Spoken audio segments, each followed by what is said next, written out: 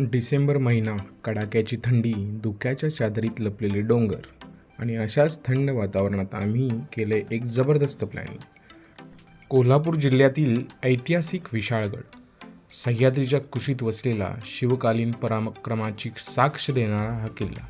थंड हवा, हिरवळ धुके आणि गडावर जाण्याचा थरारक प्रवास. तर मित्रांनो, या डिसेंबरमध्ये थंडीचा खरा अनुभव घ्यायचा असेल तर विशाळगडला जाण्याचं आमचं प्लॅनिंग तुम्हाला नक्की आवडेल.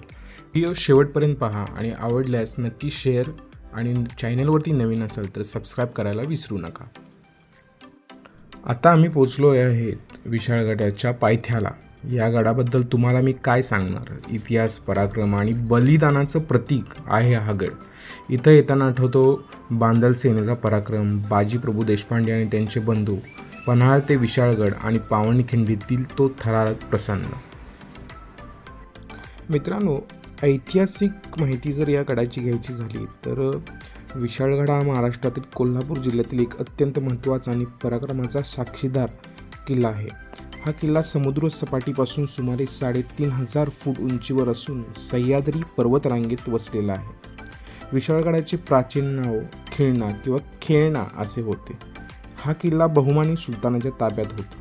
इसवी सन 1659 मध्ये छत्रपती शिवाजी महाराजांनी हा किल्ला जिंकून घेतला.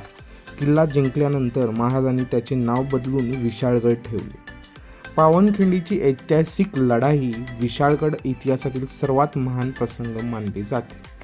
पावनखिंड 1660 पन्हाळगडावरून सुटका करून घेतल्यानंतर छत्रपती शिवाजी महाराज विशाळगडाकडे येत होते.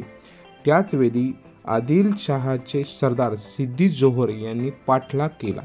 याच वेळी बाजीप्रभू देशपांडे यांनी पावनखिंडीत वीरमरण पत्करून महाराजांना विशाळगडावर सुरक्षित पोहोचवले. हा प्रसंग मराठा इतिहासातील सर्वोच्च शौर्याचा अध्याय मानला जातो.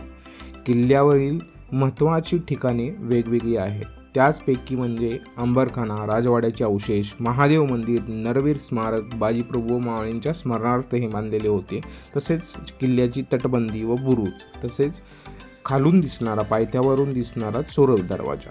या विशाळगडाची भौगोलिक महत्त्व जर आपण जाणून घ्यायची झाले तर विशाळगड हा दख्खनच्या पठारावर नियंत्रण ठेवणारा किल्ला होता. पन्हाळगड, विशाळगड, रायगड हा मार्ग लष्करीदृष्ट्या अत्यंत महत्त्वाचा होता. ऐतिहासिक महत्त्व जाणून घ्यायचे झाले तर हा किल्ला म्हणजे स्वराज्याच्या रक्षणासाठी दिलेल्या बलिदानाचं प्रतीक आहे. आजही इथे उभे राहिले की बाजीप्रभूंच्या पराक्रमाची आठवण होते. महाराज, जोपर्यंत विशाळगडावर 3 तोफेचे डागले जात नाहीत तोपर्यंत मी मागे हटणार नाही. लाख मेला तरी चालेल, पण लाखांचा पोशिंदा जिवंत राहिला पाहिजे. या शब्दोच्चाराने बाजीप्रभूंनी स्वराज्यासाठी वीरमरण पत्करले. या तर पाहूया विशाळगडावरतील काही निवडक क्षण. तुम्ही जर विशाळगडावरती गेला असाल किंवा तिथले तुमचे काही अनुभव असतील तर नक्की कमेंट करून सांगा.